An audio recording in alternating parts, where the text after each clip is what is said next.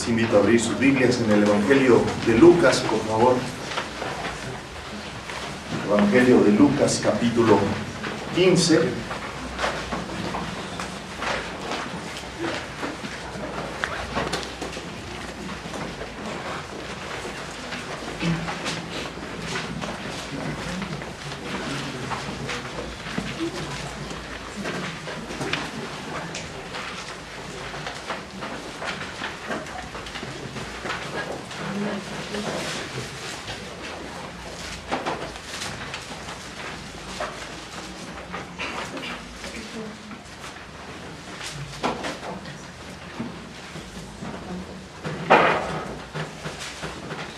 Evangelio de Lucas, capítulo 15, del 8 al 10.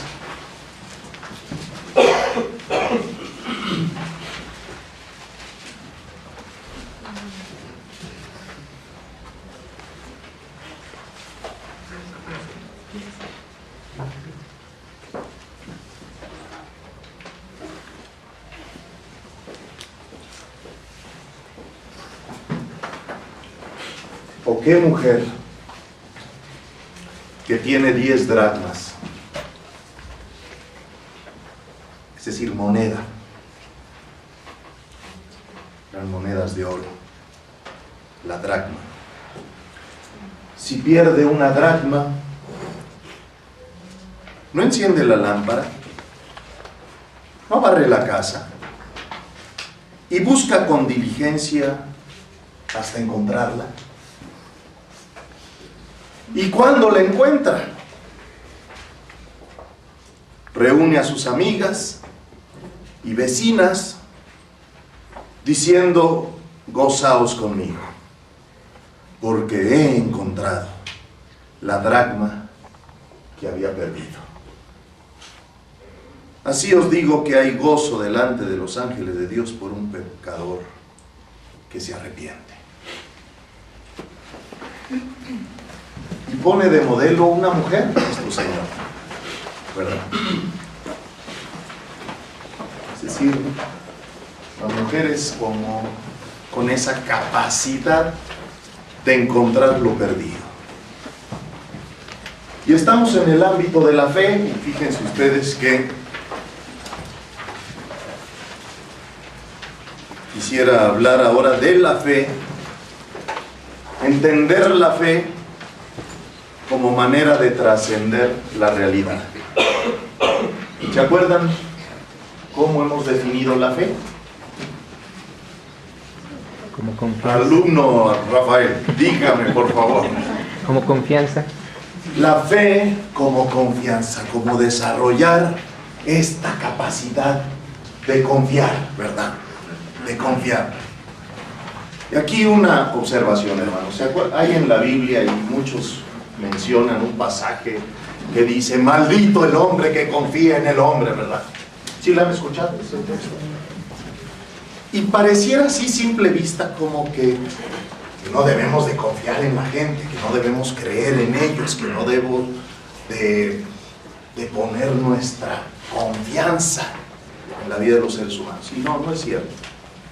Si analizamos el contexto de ese pasaje, y que obviamente nada más luego lo citan sacándolo, ¿verdad?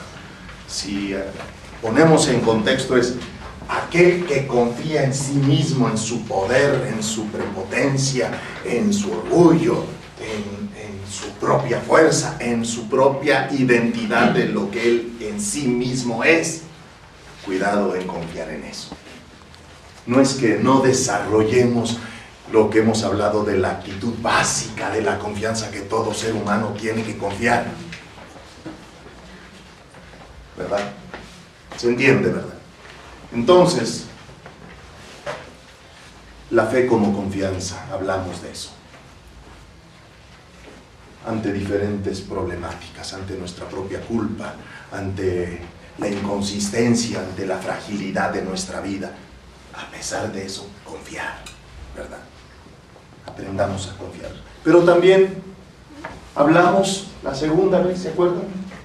¿De qué Como perspectiva.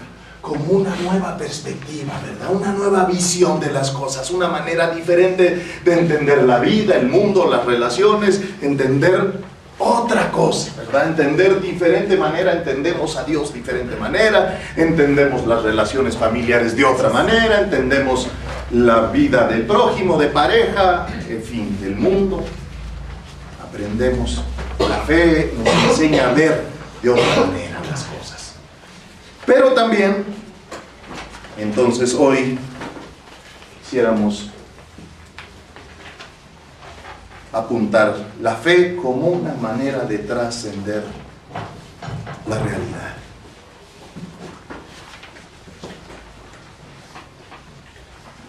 Y podríamos decir, pues mi realidad es la herencia familiar que he recibido.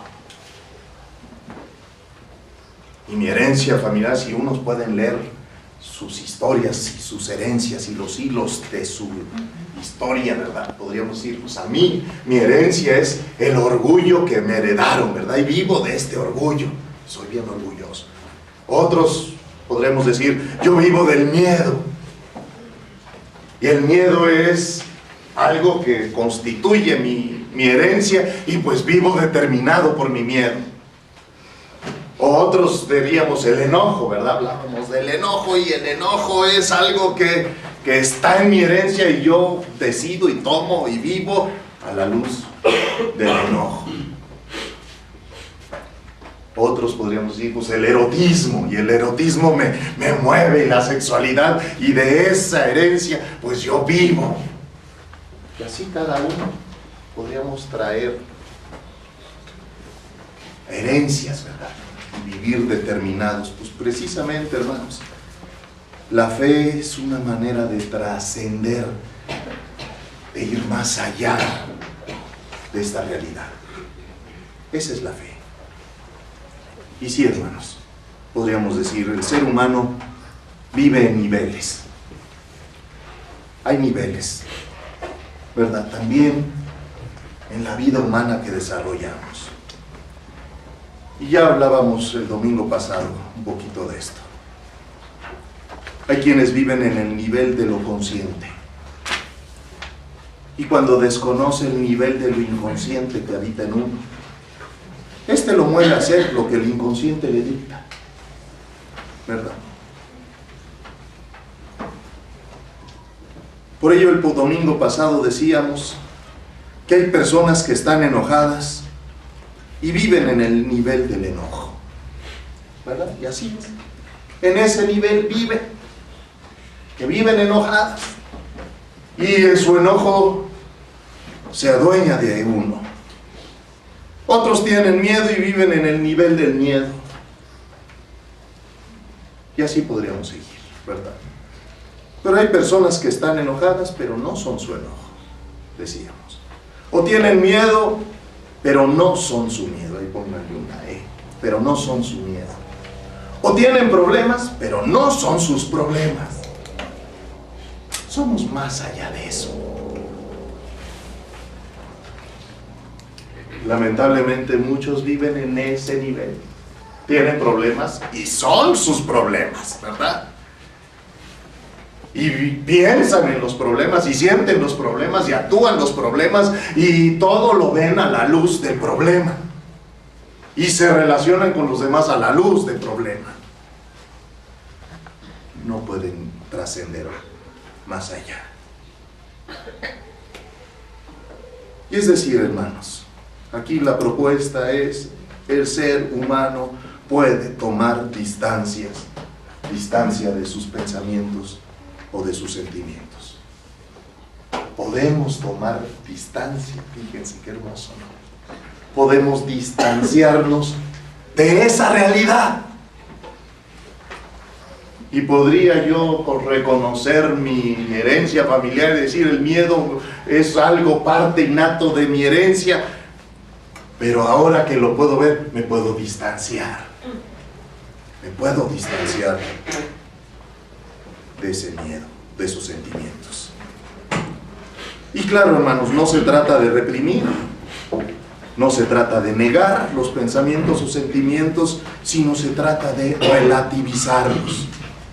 de que no se adueñen, de que no nos determinen, de que no nos dominen. Los podemos relativizar.